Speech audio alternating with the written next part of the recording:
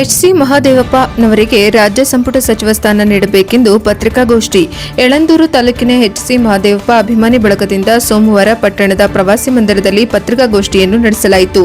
ಮಹದೇವಪ್ಪ ಅಭಿಮಾನಿ ಬಳಗದ ಅಧ್ಯಕ್ಷರಾದ ವಡಗೇರಿ ಡಾಕ್ಟರ್ ಮಹದೇವ ಅವರ ನೇತೃತ್ವದಲ್ಲಿ ನಡೆದ ಪತ್ರಿಕಾಗೋಷ್ಠಿಯಲ್ಲಿ ಮಾತನಾಡಿದ ಅವರು, ಕರ್ನಾಟಕ ರಾಜ್ಯದಲ್ಲಿ ದಲಿತ ರಾಜಕೀಯ ನಾಯಕರ ಸಾಲಿನಲ್ಲಿ ಮಹದೇವಪ್ಪನವರು ಮಾಜಿ ಮುಖ್ಯಮಂತ್ರಿ ಸಿದ್ದರಾಮಯ್ಯನವರ ಆಪ್ತ ವಲಯದಲ್ಲಿ ಸಮಾಜ ಕಲ್ಯಾಣ ಸಚಿವರಾಗಿ ಮುಖ್ಯಮಂತ್ರಿಗಳ ಮಂತ್ರಿಮಂಡಲದಲ್ಲಿ ಅಗ್ರಸ್ಥಾನವನ್ನು ಪಡೆದಿದ್ದ ಮಹದೇವಪ್ಪನವರಿಗೆ ರಾಜ್ಯದಲ್ಲಿ ಎರಡನೇ ಬಾರಿಗೆ ಮುಖ್ಯಮಂತ್ರಿಗಳ ಬದಲಾವಣೆಯ ಸಂದರ್ಭ ಸಚಿವ ಸಂಪುಟ ಪುನರ್ ನಿರ್ಮಾಣವಾದ ನಾಗಿನಿಂದಲೂ ಮಹದೇವಪ್ಪನವರನ್ನು ಕಡೆಗಣಿಸಿ ಅವರಿಗೆ ಮೊದಲನೇ ಸಂಪುಟದಲ್ಲಿ ಯಾವುದೇ ಪ್ರಮುಖ ಖಾತೆಯನ್ನ ನೀಡದೆ ಕಡೆಗಣಿಸಲಾಗಿದೆ. ಅದು ರಾಜ್ಯದ ಗಡಿನಾಡಿನ ಚಾಮರಾಜನಗರ ಜಿಲ್ಲೆಯಿಂದ ಕರ್ನಾಟಕದ ತುತ್ತ ತುದಿ ಬೀದರ್ವರೆಗೂ ಎಚ್.ಸಿ. ಮಹದೇವಪ್ಪನವರ ಅಭಿಮಾನಿಗಳು ಮತ್ತು ಅವರ ರಾಜಕೀಯ ಪ್ರೇರಿತ ಕಾಂಗ್ರೆಸ್ ಪಕ್ಷದ ಕಾರ್ಯಕರ್ತರಿದ್ದು, ಅವರೆಲ್ಲರೂ ಕಾಂಗ್ರೆಸ್ ಪಕ್ಷದ ಕಾರ್ಯಕರ್ತರಾಗಿದ್ದು ದಲಿತ ನಾಯಕರ ಬೆಂಬಲಿಸುವ ವಿಷಯದಲ್ಲಿ ಯಾವುದೇ ಹಿಂಜರಿಕೆ ಕೊಡುವಂತಾರಲ್ಲ. ಒಂದು ವೇಳೆ ಮುಂದಿನ ದಿನಗಳಲ್ಲಿ ಎಚ್.ಸಿ. ಮಹದೇವಪ್ಪನವರಿಗೆ ಸಚಿವ ಸ್ಥಾನವನ್ನು ನೀಡದೆ ಹೋದಲ್ಲಿ ಹಳೆ ಮೈಸೂರು ಭಾಗದ ಕಾಂಗ್ರೆಸ್ ಕಾರ್ಯಕರ್ತರು ಹಾಗೂ ಕರ್ನಾಟಕ ರಾಜ್ಯದ ಎಲ್ಲ ಜಿಲ್ಲೆಗಳ ಅಭಿಮಾನಿಗಳು ಬೆಂಬಲದಿಂದ ಕಾಂಗ್ರೆಸ್ ಪಕ್ಷವನ್ನು ವಿರೋಧಿಸುವ ಮತ್ತು ಮುಂದಿನ ಚುನಾವಣೆಯಲ್ಲಿ ಕಾಂಗ್ರೆಸ್ ಪಕ್ಷಕ್ಕೆ ಸಂಕಷ್ಟ ಪರಿಸ್ಥಿತಿಯನ್ನು ನಿರ್ಮಾಣ ಮಾಡಲಾಗುತ್ತದೆ. ಇದರಿಂದ ಪಕ್ಷದಲ್ಲಿ ದೊಡ್ಡ ಮಟ್ಟದ ಹಿನ್ನಡೆಯನ್ನು ಅನುಭವಿಸುವ ಪರಿಸ್ಥಿತಿ ಬಂದಿದೆ ಎಂದು ಎಚ್ಚರಿಕೆಯನ್ನು ನೀಡಿದರು. ನಂತರ ಮಾತನಾಡಿದ ಮದ್ದೂರು ಚಕ್ರವರ್ತಿ ಹಾಗೂ ಇರಸವಾಡಿ ಜನಾರ್ದನ್ ಮಾತನಾಡಿ, ಹಳೆ ಮೈಸೂರು ಭಾಗದಲ್ಲಿ ರಾಜಕೀಯ ಮುಂಚೂಣಿ ನಾಯಕರಾಗಿರುವ ಎಚ್.ಸಿ. ಮಹದೇವಪ್ಪನವರು ನಮ್ಮೆಲ್ಲರ ರಾಜಕೀಯ ಗುರುಗಳಾಗಿದ್ದು, ಹಾಲಿ ಮುಖ್ಯಮಂತ್ರಿಗಳಾದ ಡಿ.ಕೆ. ಶಿವಕುಮಾರ್ ಅವರೇ ನಿಮಗೆ ನಮ್ಮ ಹಿಂದುಳಿದ ದಲಿತ ವರ್ಗದ ರಾಜಕೀಯ ನಾಯಕರ ಮೇಲೆ ಒಲವಿದ್ದರೆ ಹಾಗೂ ನೀವು ದ್ವೇಷ ರಾಜಕಾರಣ ಮಾಡುವವರಲ್ಲದಿದ್ದರೆ ಪ್ರತಿ ಬಾರಿಯೂ ನಮ್ಮ ನಾಯಕರಾದ ಮಹದೇವಪ್ಪನವರನ್ನ ಅವಳ ರಾಜಕೀಯದ ಮುಖಾಂತರ ವಿರೋಧಿಸಿದ್ದ ಬರುತ್ತಿರುವವರು ಆಗಿರುವುದು ನಮಗೆಲ್ಲ ತಿಳಿದಿರುವ ವಿಚಾರವೇ ಆಗಿದೆ. ಆದರೆ ಅದಾಗಿ ಮಾಜಿ ಮುಖ್ಯಮಂತ್ರಿ ಸಿದ್ದರಾಮಯ್ಯನವರ ಆಪ್ತ ವಲಯದಲ್ಲಿ ಗುರುತಿಸಿಕೊಂಡಿದ್ದ ಹಾಗೂ ರಾಜ್ಯದ ಉನ್ನತ ಸಚಿವ ಸ್ಥಾನವನ್ನು ಸಮಾಜದ ಕಲ್ಯಾಣ ಇಲಾಖೆ ಸಚಿವರಾಗಿದ್ದ ಇವರಿಗೆ ನೀವು ಹಲವು ಬಾರಿ ಮಾರ್ಮಿಕವಾಗಿ ಹೀಯಾಳಿಸಿ ಮಾತನಾಡಿರುವುದು ಹಾಗೂ ಹೊಟ್ಟೆಕಿಚ್ಚಿನ ಸಂದರ್ಭಗಳನ್ನು ರಾಜ್ಯದ ದಲಿತ ನಾಯಕರು, ರಾಜಕೀಯ ಮುಖಂಡರು ತೀಕ್ಷ್ಣವಾಗಿ ಗಮನಿಸಿದ್ದಾರೆ. ಅದರ ಪರಿಣಾಮವಾಗಿಯೇ ನಿಮ್ಮ ರಾಜ್ಯ ಸಚಿವ ಸಂಪುಟದಲ್ಲಿ ಮಹದೇವಪ್ಪನವರಿಗೆ ಸಚಿವ ಸ್ಥಾನವನ್ನು ನೀಡಲು ನಿರಾಕರಿಸಿದ್ದೀರಿ ಮತ್ತು ಕಡೆಗಣಿಸಿದ್ದೀರಿ ಎಂಬುದು ನಮಗೆ ತಿಳಿದಿರುವ ವಿಚಾರವಾಗಿದೆ. ಆದರೆ ನಮ್ಮ ರಾಜ್ಯದ ದಲಿತ ನಾಯಕರುಗಳು ನಿಮ್ಮ ಎಲ್ಲಾ ಬೆಳವಣಿಗೆಗಳನ್ನು ಗಮನಿಸುತ್ತಾ ಬಂದಿದ್ದು, ಮುಂದಿನ ಸಚಿವ ಸಂಪುಟದ ಸಂದರ್ಭದಲ್ಲಿ ಕಡ್ಡಾಯವಾಗಿ ಮಹದೇವಪ್ಪನವರಿಗೆ ಉನ್ನತವಾದ ಸಚಿವ ಸ್ಥಾನವನ್ನು ನೀಡಿ ಅವರ ಗೌರವಕ್ಕೆ ಧಕ್ಕೆ ಬರದಂತೆ, ದಲಿತ ಜನರ ನಂಬಿಕೆಗೆ ಹಿನ್ನಡೆಯಾಗದಂತೆ ಸ್ಥಾನವನ್ನು ನೀಡಬೇಕೆಂದು ಎಚ್ಚರಿಕೆ ನೀಡಿದರು.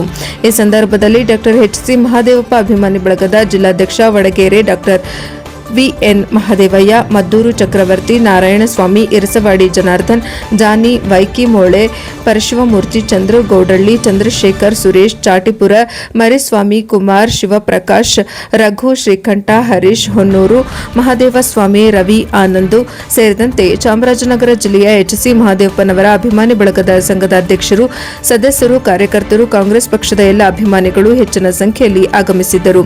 ವರದಿ ಎಸ್. ಪುಟ್ಟಸ್ವಾಮಿ, ಹೊನ್ನೂರು, ಪ್ರಜಾಪವ ಟಿವಿ ನ್ಯೂಸ್, ಯಳಂದೂರು. ಸಂಪುಟದಲ್ಲಿ ಡಾಕ್ಟರ್ ಎಚ್.ಸಿ. ಮಹದೇವಪ್ಪನವರಿಗೆ ದಿಢೀರನೆ ಏಕಾಏಕಿ ಅವರು 4 ಬಾರಿ ಸಚಿವರಾಗಿ 5 ಬಾರಿ ಸಚಿವರಾಗಿ ಕೆಲಸ ಮಾಡತಕ್ಕಂಥ ಒಬ್ಬ ಲೀಡರ್ಗೆ ನೋವಾಗಿದೆ. ಸನ್ಮಾನ್ಯ ಶ್ರೀನಿವಾಸ್ ಪ್ರಸಾದ್ ಅವ್ರಿಗೂ ಕೂಡ ಕಂದಾಯ ಸಚಿವರನ್ನು ಆಗಿದ್ದ ಸಂದರ್ಭದಲ್ಲಿ ಅವರನ್ನು ಗುಂಪು ಮಾಡಿದ್ರು ಇದೇ ಕಾಂಗ್ರೆಸ್ ಸರ್ಕಾರ. ಸನ್ಮಾನ್ಯ ಎಚ್.ಸಿ. ಮಹದೇವಪ್ಪನವರು ಇದೇ ಥರ ಮಾಡಬೇಕು ಅಂತ ಸಿದ್ದರಾಮಯ್ಯ ಇದಕ್ಕೆ ನೇರ ಹೊಣೆ ಸಿದ್ದರಾಮಯ್ಯ ಕಾರಣ. ಸಿದ್ದರಾಮಯ್ಯ ಇದಕ್ಕೆಲ್ಲ ಪ್ರಿಪ್ಲಾನ್ ಮಾಡಿ ಎಚ್.ಸಿ. ಮಹದೇವಪ್ಪನವ್ರನ್ನ ಕೈ ಬಿಟ್ಟಿರ್ತಾರೆ ಅಂತ ನನಗೆ ಒಂದು ಅನುಮಾನ ಆಗಿದೆ. ಹಾಗಾಗಿ ಈ ಡಿ.ಕೆ. ಶಿವಕುಮಾರ್ ಅವರ ಸಂಪುಟದಲ್ಲಿ ಮತ್ತೆ ಎಚ್.ಸಿ. ಮಹದೇವಪ್ಪನವರಿಗೆ ಸಚಿವ ಸ್ಥಾನ ಕೊಡಬೇಕು ಅಂತ ನಮ್ಮೆಲ್ಲರ ಒತ್ತಾಯ. ಬೆಂಗಳೂರಿನಲ್ಲಿ ಒಂದು ಬೃಹತ್ ಪ್ರತಿಭಟನೆಯನ್ನ ನಮ್ಮ ಜ್ಞಾನ ಪ್ರಕಾಶ್ ಸ್ವಾಮೀಜಿಯವರ ನೇತೃತ್ವದಲ್ಲಿ ರಾಜ್ಯದ ಎಲ್ಲ ದಲಿತ ಸಂಘರ್ಷ ಸಮಿತಿಗಳ ಒಕ್ಕೂಟದಲ್ಲಿ ಒಂದು ಅದ್ದೂರಿ ಪ್ರತಿಭಟನೆಯನ್ನ ಮಾಡಿ ಆ ಮೂಲಕ ಸರ್ಕಾರಕ್ಕೆ ನಾವು ಒಂದು ಎಚ್ಚರಿಕೆಯನ್ನು ಕೊಟ್ಟಿದ್ದೀವಿ. ಅಲ್ಲೂ ಕೂಡ ಒಂದು ಒಮ್ಮತದ ನಿರ್ಣಯವನ್ನ ನಾವು ಕೈಗೊಂಡಿದ್ದೀವಿ.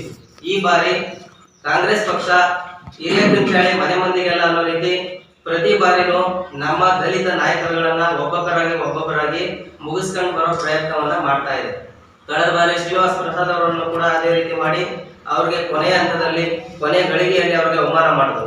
ಈಗ ಕಾಂಗ್ರೆಸ್ ಸರ್ಕಾರದಲ್ಲಿ ಎರಡೂ ಸಂದರ್ಭದಲ್ಲೂ 13ನೇ ಸಾಲ ಇರ್ಬೋದು ಮತ್ತೆ ಈಗ ಈಗ ಇರ್ತಕ್ಕಂಥ ಸರ್ಕಾರದಲ್ಲಿ ಇರ್ಬೋದು ಎಚ್ ಸಿ ಮಹದೇವಪ್ಪರವರನ್ನ ಶಕ್ತಿಯನ್ನ ಬಳಸ್ಕೊಂಡು ಸರ್ಕಾರವನ್ನ ರಚಿಸಿ ಅವರಿಂದ ಹಲವಾರು ಉಪಯೋಗಗಳನ್ನು ಪಡ್ಕೊಂಡು ಅವರಿಂದ ಸರ್ಕಾರಕ್ಕೆ ಹಲವಾರು ರೀತಿಯ ಅನುಕೂಲಗಳನ್ನ ಮಾಡಿಸ್ಕೊಂಡು ಈಗ ಅವರನ್ನ ಕೈ ಬಿಡೋ ಪ್ರಯತ್ನವನ್ನ ಮಾಡಿ ಅವರನ್ನು ಕೂಡ ಮೂಲೆಗುಂಪು ಮಾಡೋ ಪ್ರಯತ್ನದಲ್ಲಿ ಕಾಂಗ್ರೆಸ್ ಪಕ್ಷ ಮಾಡ್ತಾ ಇದೆ.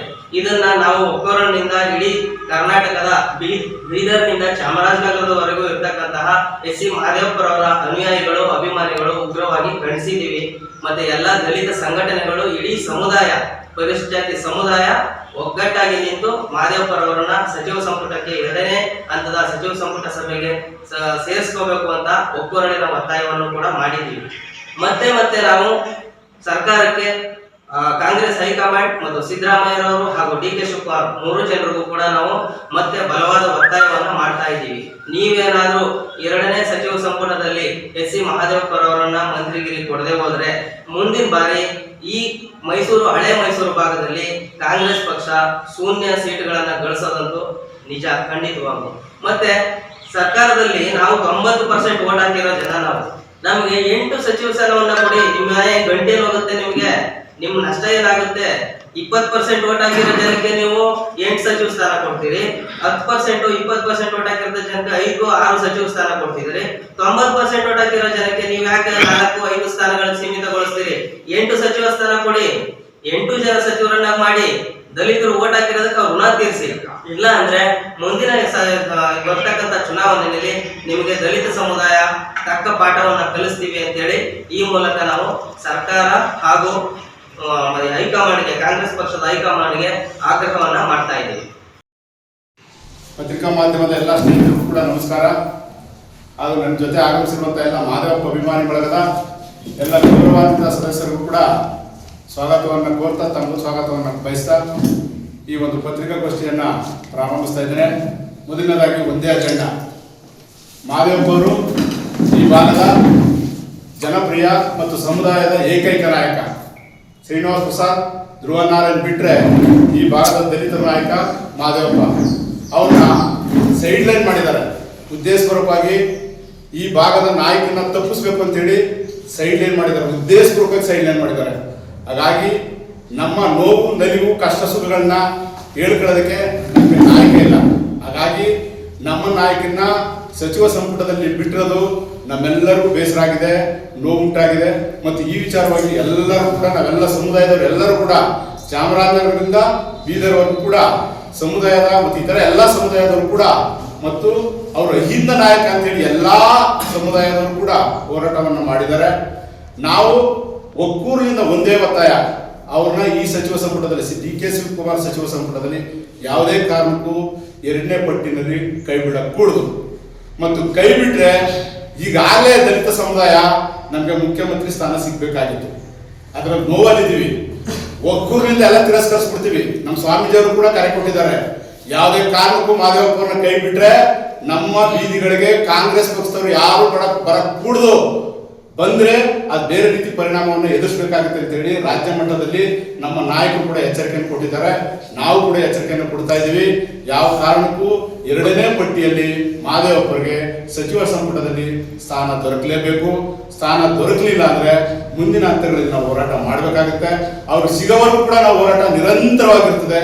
ಹಾಗಾಗಿ ಕಾಂಗ್ರೆಸ್ ಪಕ್ಷ ಮತ್ತು ಹೈಕಮಾಂಡ್ಗೆ ಎಚ್ಚರಿಕೆಯನ್ನು ಕೊಡ್ತಾ ಇದ್ದೀವಿ. ನಾವೆಲ್ಲರೂ ಸೇರಿ ಒಕ್ಕೂರಿನಿಂದ ಮಹದೇವಪ್ಪರಿಗೆ ಸಚಿವ ಸಂಪುಟದಲ್ಲಿ ಉನ್ನತವಾದ ಸ್ಥಾನವನ್ನು ಕೊಡಬೇಕು ಅಂತೇಳಿ ಇವತ್ತು ನಾವು ಪತ್ರಿಕಾಗೋಷ್ಠಿಯನ್ನು ಕರೆದಿದ್ದೇವೆ. ಅದೇ ರೀತಿ ಇನ್ನೂ ಸ್ನೇಹಿತರುಗಳು ಮಾತಾಡ್ತಾ ಇದ್ದಾರೆ. ಹಾಗೆ ಅವರು ಕೂಡ ಅವಕಾಶವನ್ನು ಕೊಡ್ತಾ ಇದ್ದೀನಿ. ಮತ್ತೆ ಅವ್ರಿಗೆ ಹೇಳ್ತಾ ಇದ್ದೀನಿ, ಈ ಭಾಗದ ನಾಯಕರು, ನಮ್ಮ ಸಮುದಾಯದ ನಾಯಕರು, ಅಹಿಂದ ನಾಯಕರು ಮತ್ತು ಬೇರೆ ಬೇರೆ ಕಾರಣಗಳು ಹೇಳ್ತಾ ಇದ್ದಾರೆ. ಅದೇನೇ ಇರಲಿ, ನಮ್ಮೆಲ್ಲರೂ ಒಟ್ಟಾರೆ ಒತ್ತಾಯ ಮಹದೇವಪ್ಪರಿಗೆ ಸಚಿವ ಸ್ಥಾನದಲ್ಲಿ ಸಚಿವ ಸಂಪುಟದಲ್ಲಿ ಸಚಿವ ಸ್ಥಾನ ಅಥವಾ ಮಂತ್ರಿಗಿರಿ ಕೊಡಲೇಬೇಕೆಂದು ನಮ್ಮೆಲ್ಲರೂ ಒಟ್ಟಾರೆ ಆಗ್ರಹ. ಈ ಒಂದು ಪತ್ರಿಕಾಗೋಷ್ಠಿಯನ್ನ ಪ್ರಾರಂಭಿಸ್ತಾ ಇದ್ದೇನೆ. ಮೊದಲನೇದಾಗಿ ಒಂದೇ ಅಜೆಂಡಾ. ಮಹದೇವಪ್ಪವರು ಈ ಭಾಗದ ಜನಪ್ರಿಯ ಮತ್ತು ಸಮುದಾಯದ ಏಕೈಕ ನಾಯಕ. ಶ್ರೀನಿವಾಸ್ ಪ್ರಸಾದ್, ಧ್ರುವ ನಾರಾಯಣ್ ಬಿಟ್ರೆ ಈ ಭಾಗದ ದಲಿತ ನಾಯಕ ಮಹದೇವಪ್ಪ. ಅವ್ರನ್ನ ಸೈಡ್ ಲೈನ್ ಮಾಡಿದ್ದಾರೆ. ಉದ್ದೇಶಪೂರ್ವಕವಾಗಿ ಈ ಭಾಗದ ನಾಯಕನ ತಪ್ಪಿಸ್ಬೇಕು ಅಂತೇಳಿ ಸೈಡ್ ಲೈನ್ ಮಾಡಿದ್ದಾರೆ, ಉದ್ದೇಶಪೂರ್ವಕ ಸೈಡ್ ಲೈನ್ ಮಾಡಿದ್ದಾರೆ. ಹಾಗಾಗಿ ನಮ್ಮ ನೋವು ನಲಿವು ಕಷ್ಟ ಸುಖಗಳನ್ನ ಹೇಳ್ಕೊಳ್ಳೋದಕ್ಕೆ ನಮಗೆ ನಾಯಕ ಇಲ್ಲ. ಹಾಗಾಗಿ ನಮ್ಮ ನಾಯಕರನ್ನ ಸಚಿವ ಸಂಪುಟದಲ್ಲಿ ಬಿಟ್ಟಿರೋದು, ಯಾಕಂದ್ರೆ ಹೈಕಮಾಂಡ್ ಅವರು ಯಾವ ಕಾರಣಕ್ಕೋಸ್ಕರ ಮಾದೇವಪ್ಪನ ಬಿಟ್ಟಿದ್ದಾರೆ ಅಂತ ಅದು ಅವರು ಬಿಟ್ಟಿರೋ ವಿಚಾರ. ನಮ್ಗನ್ಸೋದು ಏನಪ್ಪಾ ಅಂತಂದ್ರೆ ನಮ್ಮ ಭಾಗದ ನಾಯಕರನ್ನ ಕೈ ಬಿಟ್ಟಿದ್ದಾರೆ, ಉದ್ದೇಶಪೂರ್ವಕವಾಗಿ ಕೈ ಬಿಟ್ಟಿದ್ದಾರೆ ಅನ್ನೋದು ನಮ್ಮ ಒಟ್ಟಾರೆ ಅಭಿಪ್ರಾಯ. ಅಲ್ಲಿ ಖರ್ಗೆಯವರು ನಾನು ಯಾರ ಹೆಸರು ಹೇಳಕ್ ಹೋಗಲ್ಲ, ಯಾಕೆಂತಂದ್ರೆ ಅದು ನಮಗೆ ಸತ್ಯತೆಗಳು ಗೊತ್ತಿರಲ್ಲ. ಒಟ್ಟಲ್ಲಿ ಕೈ ಬಿಟ್ಟಿರೋದಂತೂ ಸತ್ಯ. ಹಾಗಾಗಿ ಹೈಕಮಾಂಡ್ನವರು ನೇರವಾಗಿ ಆರೋಪ ಮಾಡ್ತಾ ಇದ್ದೀನಿ, ಮಾದೇವಪ್ಪ ಅವರಿಗೆ ತಪ್ಪಕ್ಕೆ ಕಾರಣ ಹೈಕಮಾಂಡ್. ಅಲ್ಲಿ ಎರಡು ಮಾತಿಲ್ಲ. ಅವರು ಈ ಭಾಗದ ನಾಯಕರು, ಮೈಸೂರು ಭಾಗದ ನಾಯಕರು ಉದ್ದೇಶಪೂರ್ವಕವಾಗಿ ಬೇರೆ ಬೇರೆ ಕಾರಣಗಳು ಇಟ್ಕೊಂಡು, ಅದನ್ನ ಹೇಳಬೇಡ, ಬೇರೆ ಬೇರೆ ಕಾರಣಗಳನ್ನ ಇಟ್ಕೊಂಡು ಅವರು ಮಾದೇವಪ್ಪನ ತಪ್ಪಿಸಿದ್ದಾರೆ. ಮತ್ತೆ ಆಗೋದು ಬೇಡ ಅಂತೇಳಿ ನಾವು ಒಟ್ಟಾರೆ ಅವ್ರನ್ನ ಆಗ್ರಹ ಮಾಡಿ ಸೆಕೆಂಡ್ನೇ ಪಟ್ಟಿದ್ದು ತಗೊಳಕ್ಕೆ ಹೇಳ್ತಾರೆ.